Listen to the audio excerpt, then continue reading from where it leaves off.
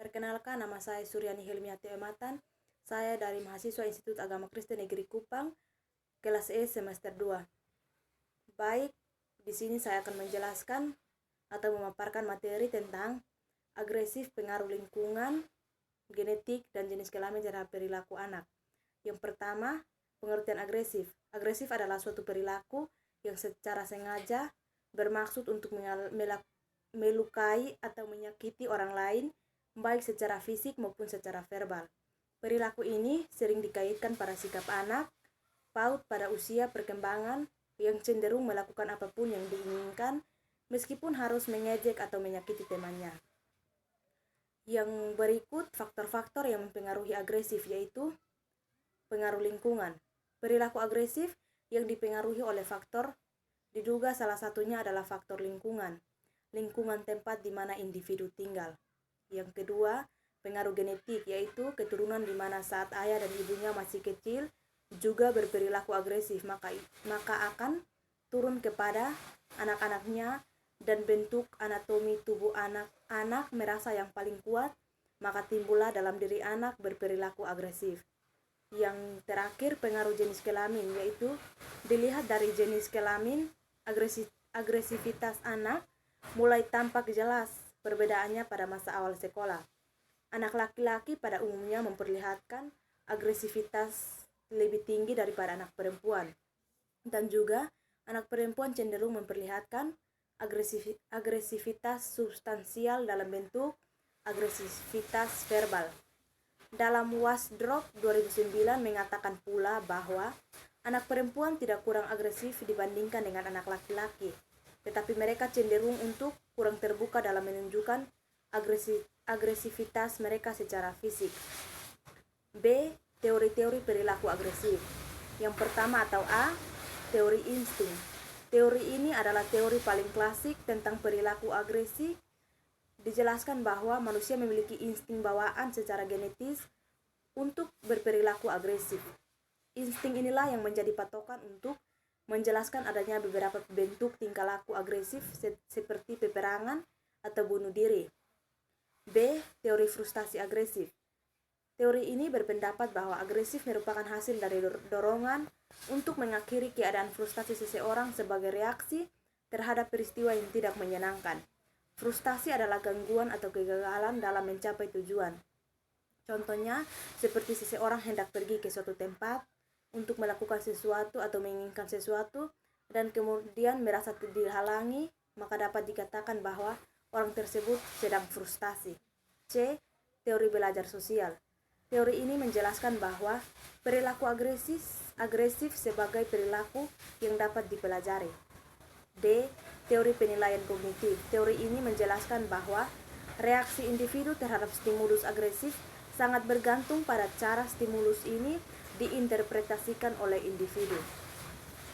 C. Teori-teori self-esteem atau harga diri.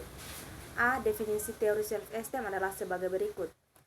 Definisi teori self Coppersmith menjelaskan bahwa harga diri adalah evaluasi yang dibuat individu mengenai sesuatu yang berkaitan dengan dirinya yang diekspresikan dalam suatu bentuk sikap, setuju atau tidak setuju, dan menunjukkan bahwa individu tersebut meyakini dirinya sebagai individu yang mampu, penting, dan berharga. Yang kedua, definisi teori Roman.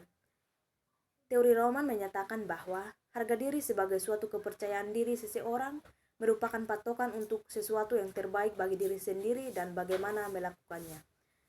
Ketiga, definisi teori Clemens dan Bean tahun 1995 mengungkapkan bahwa harga diri atau self-esteem adalah penilaian seseorang bahwa dirinya mampu menghadapi tantangan hidup dan mendapat kebahagiaan.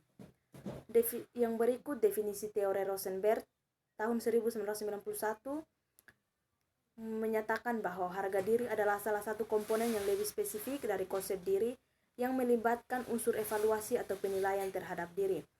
Yang berikut definisi teori Maslow tahun 2002 menyebutkan bahwa harga diri adalah salah satu bagian dari hierarki kebutuhan manusia. Harga diri itu perlu dipenuhi dulu sebelum beranjak memenuhi kebutuhan yang lebih tinggi. Baik, yang berikut D. Self-esteem.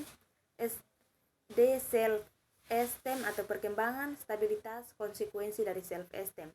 Yang pertama atau A, pengertian self-esteem atau harga diri. Self-esteem adalah sebuah pikiran, perasaan, dan pandangan seseorang atas diri mereka sendiri. Bisa dibilang self-esteem atau harga diri berpaku pada seberapa besar seseorang menilai, menyetujui, menghargai, dan menyukai diri sendiri. Harga diri adalah pandangan keseluruhan dari individu tentang dirinya sendiri. Individu melakukan penilaian terhadap hal-hal yang berkaitan dengan dirinya sendiri. B. Perkembangan self-esteem bukanlah merupakan faktor yang dibawa sejak lahir, melainkan faktor yang dapat dipelajari dan dapat dibentuk.